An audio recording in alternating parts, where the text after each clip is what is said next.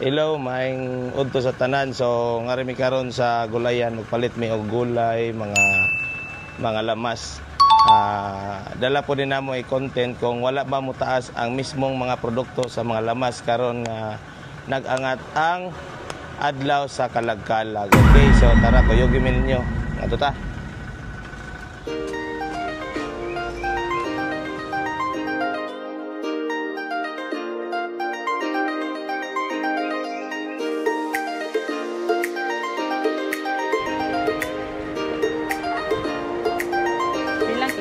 Day. Ang Bombay. Diri makapili mo sa ila ka jaki, mga lamas, mga carrots, unya mga buotan kay ila mga sales clerk diri. No? Inday Tagalang.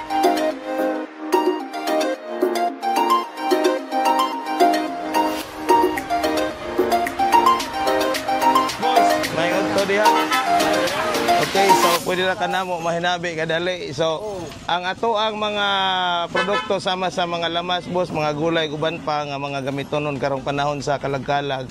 Wala ra ba mo saka? Sa kuha dire wala. Wala ra. Okay ra kanang stable ra gyapon ang presyo. Okay, so og kamo nagkinahanglan og mga lamas og mga gulay. So suruyan ninyo diri ang tindahan ni Boss Kadong. Okay, naa diri na imutangan sa mismong bagsakan diri sa kuan sa Barangay Alegria. Okay? So mao na lang to mga guys. Daghang salamat og maayong udto. Okay. Okay, daro. Ang sales clerk na to si Ate. Pare.